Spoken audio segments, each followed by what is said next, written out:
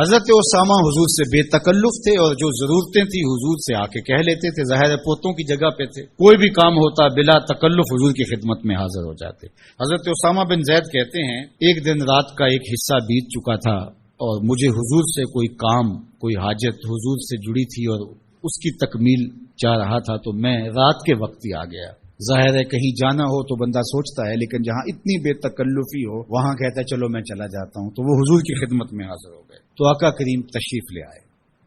اللہ اکبر! حضور علیہ السلام نے ایسے ہی چادر لپیٹی تھی اور حضور کے اطراف میں ابھار تھے، لیکن مجھے نہیں پتا تھا کہ اندر کیا ہے، تو میں نے حضور سے حاجت کہی، حضور نے میری حاجت پوری کر دی۔ فلما فرغت من حاجتی، جب میں اپنی حاجت سے فارغ ہو گیا، جو میرا کام تھا وہ ہو گیا، تو پھر میں نے یہ سوال کر ہی لیا، قلت ما ھذا الذی انت مشتمل علیہ، میں نے کہا حضور یہ کیا ہے جس کے اوپر آپ نے چادر ڈال کر ڈھانپا ہوا ہے؟ فکشفہ، تو حضور نے کچھ بتانے کی بجائے چادر ہی کھول دی۔ جب چادر کھلی تو منظر صاف تھا۔ میں نے کیا دیکھا، سنو، حضرت اسامہ بن زید بن حارثہ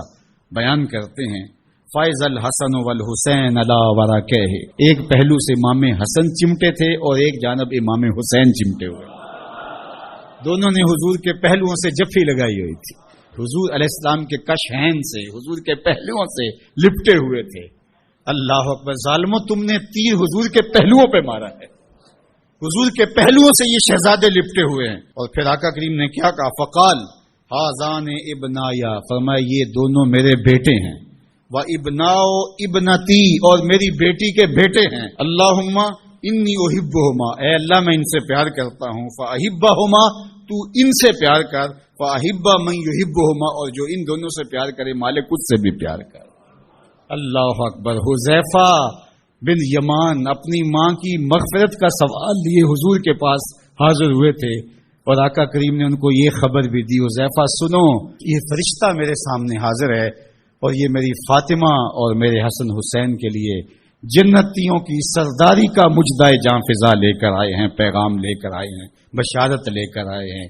یہ خاندان عالی مرتبت خاندان، کبھی حضور ان کو چادر میں سمیٹ لیتے ہیں، کبھی مباہلے کی آیت کا مصداق یہ قرار پاتے ہیں اور فرماتے ہیں اللہم ہؤلاء اہل بیتی، یہ ہیں میرے اہل بیت، اور کبھی آقا کریم علیہ السلام کندھوں پہ سوار کرتے ہیں، کبھی حضور کی پشت پہ سواری ہوتی ہے، اور کبھی حضور بشارتیں دیتے ہیں کہ لوگوں کو بتا دو کہ یہ میرے فرزند، یہ عالی مرتبت شہزادے جنتی جوانوں کے سردار ہیں اور میری شہزادی جنتی خواتین کی سردار۔ یہ عالی مرتبت خاندان جن کی عظمتیں اتنی بلند ہیں اور جن کی رفعتوں کے پھریرے لہرا رہے ہیں،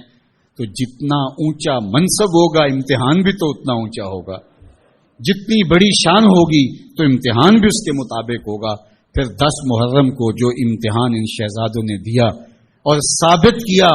کہ ہم سرداران جو جنت ہیں وہ ایسے ہی نہیں بن گئے، کیسے کڑے امتحان سے گزر کر کے ہم اس مرتبہ رفیع کے اپنے آپ کو حقدار بتا رہے ہیں۔ کوئی یہ نہ کہے کہ پیغمبر نے اپنے نواسے جان کے ایسے ہی بشارت دے دی تھی اور یہ عظمت ان کو حاصل ہو گئی تھی، ورنہ ان کے اندر کیا رکھا تھا۔ اب زمانہ دیکھے کہ جو حسین ابن علی نے کر کے دکھایا ہے، زمانے میں کوئی دکھائے تو صحیح۔ عظمتوں کی جس مسند پہ بیٹھے